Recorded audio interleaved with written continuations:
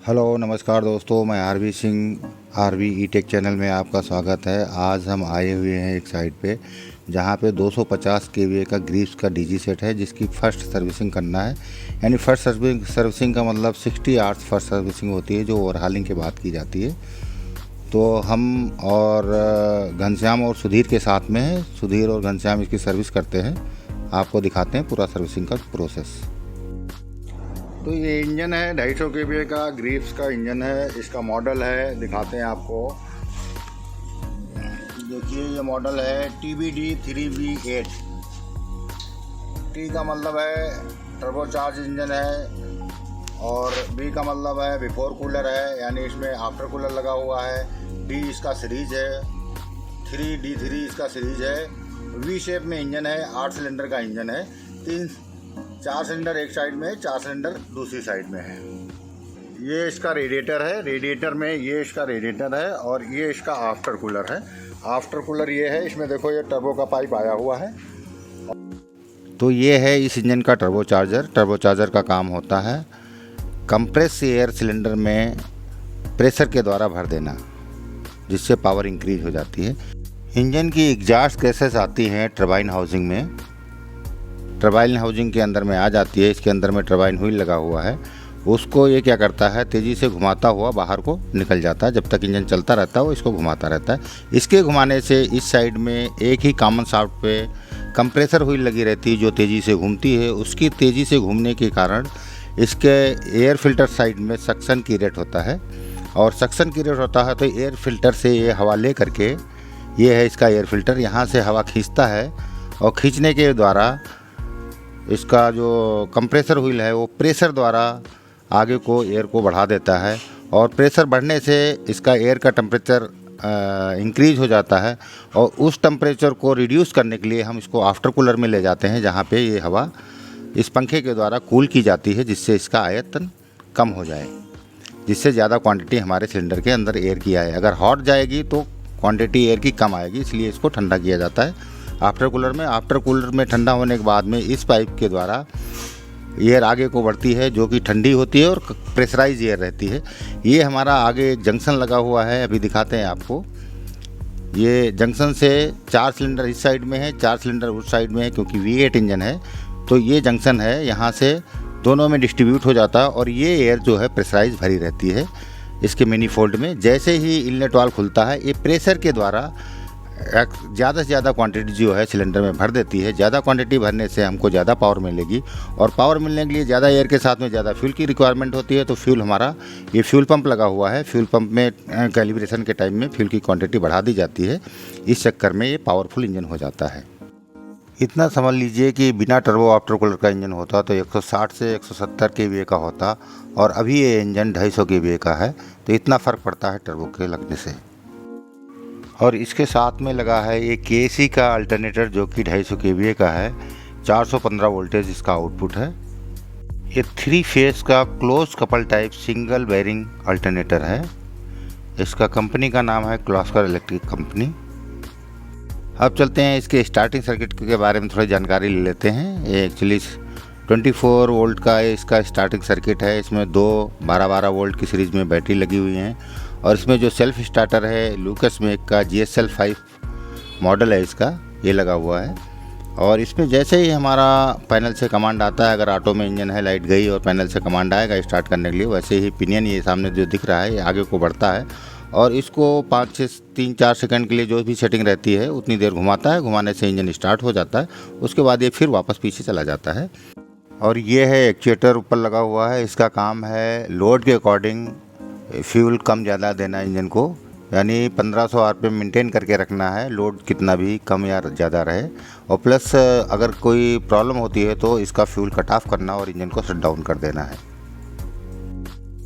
ये servicing spheres हैं, जिसमें 40 लीटर तेल है और 2 डीजल फिल्टर हैं, 2 ऑयल फिल्टर हैं, 1 डीजल फ्री फिल्टर है, RC जॉइंट है जो टैपेट सेट करने के काम आएंगे, और फ्री फिल्टर का ओरिंग है। ये सारा सामान अभी सर्विसिंग के टाइम में लगेगा।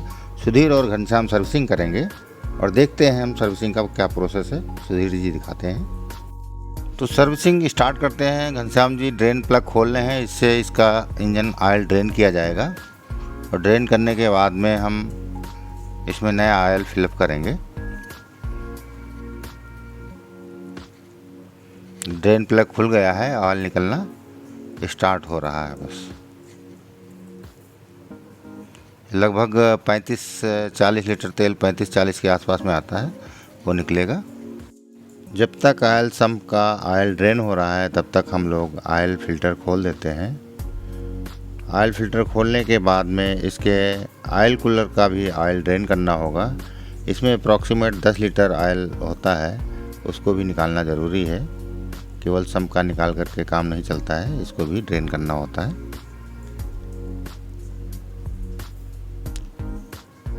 ऑयल कूलर का ऑयल ड्रेन हो रहा है और फिल करने के टाइम में हम जैसे इंजन स्टार्ट करेंगे तेल डालने के बाद में अपने आप यहाँ पे पंप द्वारा आ जाता है। घनश्याम जी ऑयल फ़िल्टर लगा रहे हैं। ऑयल फ़िल्टर लगाते समय हमको इसकी ओरिंग पे ऑयल अप्लाई करना ज़रूरी रहता है। एक लेयर लगानी रहती है जिससे सीलिंग प्रॉपर हो जाती है, लीकेज की संभावना कम हो जाती है। घनश्याम जी दोनों फ़िल्टर लगा रहे हैं, एक फ़िल्टर लगा दिया, दूसरा टाइट करते हैं। और टाइट करना इसको हैंड टाइट ही किया जाता है, ओवर टाइट कभी नहीं करते हैं, नहीं तो खोलने के टाइम में काफ़ी दिक्कत होती है। इंजन का ऑयल ड्रेन हो चुका है, अब हम इसके ड्रेन प्लग टाइट करके नया ऑयल फिल करते हैं। इसमें लगभग 35 से 40 लीटर के आसपास तेल आता है। तेल डालना शुरू कर दिया है घनश्याम जी ने। और इस इंजन ऑयल का ग्रेड है SAE 15W40 CI4। अब हमारा ऑयल सर्किट का कार्य पूरा हो गया है लगभग। अब चलते हैं डीजल सर्किट में। सबसे पहले हम ये वाटर सेपरेटर जो है उसको खोल लेते हैं। वाटर सेपरेटर डीजल लाइन में पानी को जाने नहीं देता, अगर कोई पानी मिला हुआ डीजल में उसको रोक लेता है। और ये है इसका 5 लीटर का कैपेसिटी का प्री फिल्टर। इसका काम है डीजल का प्री फिल्ट्रेशन करना, ताकि कोई मोटा कचरा अगर डीजल में आ जाता है उसको ये अपने में रोक लेता है और फिल्टर करके आगे डीजल को बढ़ा देता है। और आगे जाने के बाद में फिर इसके बाद में माइक्रो और प्री फिल्टर लगे रहेंगे 1-1 लीटर के, वहाँ पे प्रॉपर फाइन फिल्ट्रेशन होगा। उसके बाद में फ्यूल पंप पे डीजल जाएगा। तो फिल्टर रिप्लेसमेंट हो गया है, इसमें ओरिंग लगाई गई है नहीं, और नया फ़िल्टर एलिमेंट चेंज कर दिया गया है। अब आगे बढ़ते हैं डीजल फ़िल्टर की तरफ। 5 लीटर फ़िल्टर रिप्लेसमेंट के बाद अब चलते हैं डीजल फ़िल्टर रिप्लेसमेंट करते हैं। ये पहला वाला हमारा जो है ये प्री डीजल फ़िल्टर है 1 लीटर कैपेसिटी का। इसके बाद में हमारा ये माइक्रो डीजल फ़िल्टर है जिसकी भी कैपेसिटी 1 लीटर है। तो सबसे पहले हम इसकी ओरिंग लगा लेते हैं ग्रुप में, और ये इंश्योर कर लेंगे कि ओरिंग प्रॉपर ग्रुप में बैठ गई है। उसके बाद में हम इस फिल्टर को लगा देंगे। और फिल्टर लगाने के बाद में हम प्री वाला फ़िल्टर टाइट कर लेंगे। उसके बाद हैंड प्राइमिंग द्वारा अपना डीजल फीड करेंगे, और जब डीजल हमारा सेकेंडरी फ़िल्टर के पास में आ जाएगा उस समय हम इसको भी टाइट कर देंगे। और टाइट करने के बाद में हम फिर से अपना हैंड पंप चलाएंगे और ये इंश्योर कर लेंगे कि सारी एयर निकल गई है। बस हम हैंड पंप बंद कर देंगे।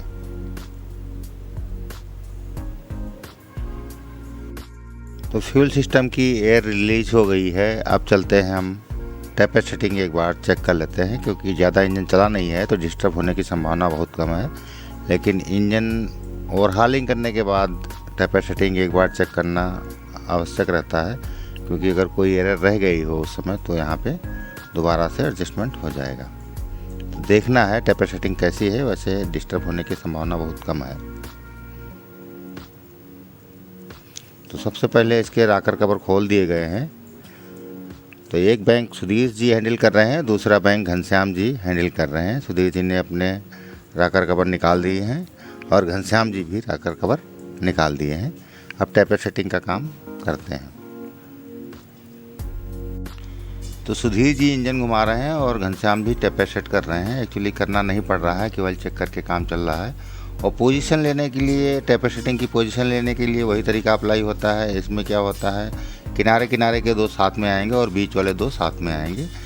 जब भी पोजीशन में दो आ जाते हैं, कोई भी बीच वाले TDC पे आते हैं दोनों, तो उस समय हमको देख लेना है जिसकी वाल हमारी टाइट है उसके अपोजिट वाला यानी उसके बगल वाला दूसरा जो है वो हमको टेपर सेट करना रहता है, और जो डांसिंग पोजीशन में जिसके वाल टाइट है उसको नहीं करना होता। तो सुधीर जी घुमा करके पोजीशन ले रहे हैं और घनश्याम जी टेपर सेटिंग कर रहे हैं।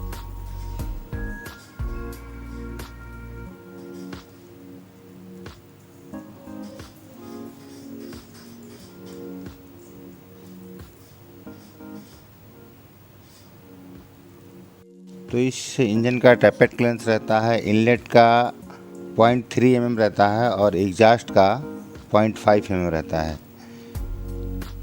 अगर थाऊ मिलेंगे तो इनलेट का 12 थाऊ है और एग्जास्ट का 20 थाऊ टैपेट क्लियरेंस रहता है। अभी ये बीच वाले दोनों TDC पे आ गए हैं। इसमें से हमारा राइट वाला जो है डांसिंग पोजीशन में है जिसके दोनों वाल टाइट हैं, और लेफ़्ट वाला हमारा कंप्रेशन स्ट्रोक में है, इसके दोनों वाल फ्री हैं। तो अभी हमको इसी सिलेंडर को चेक करना है टैपेट क्लियरेंस, और देख लेते हैं। अगर डिस्टर्ब है तो करते हैं, नहीं तो इसको चेक करके छोड़ देंगे।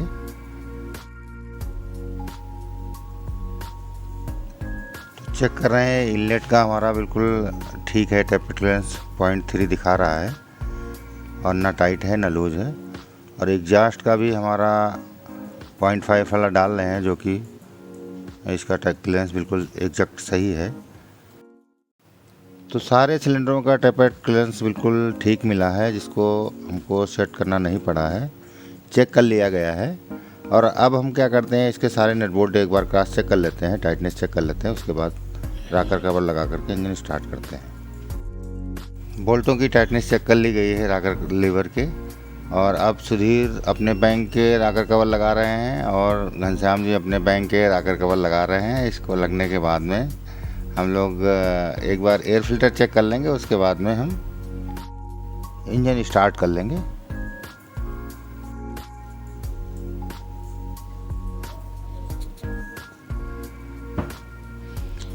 एयर फिल्टर की कंडीशन ठीक है, अभी रिप्लेसमेंट नहीं करने लायक है, इसको ऐसे ही लगा दिया जाएगा और अगली सर्विसिंग में इसको बदला जाएगा, क्योंकि केवल 60-70 घंटे इंजन चला हुआ है, इसलिए एयर फिल्टर रिप्लेसमेंट करने की आवश्यकता नहीं है।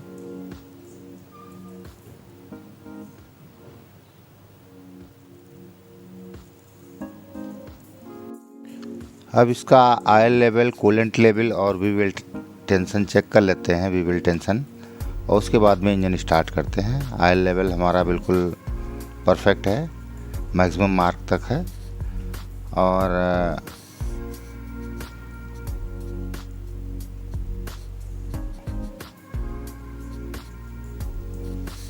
ये कूलेंट लेवल देख रहे हैं, कूलेंट भी अपना लेवल तक का है। और ये रेडिएटर कैप है, इसका प्रेशर 7 PSI रहता है। ये लो लूब ऑयल स्विच है, LLOP बोलते हैं। इसकी ट्रिपिंग रहती है 1.5 kg/cm² पे, और हुटरिंग है 2.2 पे। ये है इसका HCT high water temperature switch. इसकी ट्रिपिंग रहती है 96 ±3 पे, यानी 96 से लेकर के 99 यानी 93 से 99 के बीच में कहीं भी ये ट्रिप कर सकता है। और पहले ये हुटरिंग देता है, अगर किसी ने ध्यान नहीं दिया उसके बाद में शट डाउन करा देता है इंजन को। AMC के अंतर्गत हम लोग इसकी टेस्टिंग करते रहते हैं समय समय पे। हर 6 महीने बाद एक बार टेस्ट कर लेते हैं कि प्रॉपर सेफ्टी डिवाइस काम कर रही हैं या नहीं कर रही हैं। और ये एक्चुएटर है, इसका काम होता है इंजन को शट डाउन करना और इसकी स्पीड मेंटेन करके रखना, और इसकी मदद करता है ये ESD कार्ड है। ESD कार्ड में हमारा 2 एक्चुएटर वाले तार हैं, पहले जो आए हुए हैं AB और CD मैग्नेटिक पिकअप से आता है, और ये जो बैटरी वाले हैं ये इसको पावर सप्लाई देते हैं 24 वोल्ट का। सर्विसिंग का कार्य हो गया है पूरा। हाँ चलाइए भाई साहब।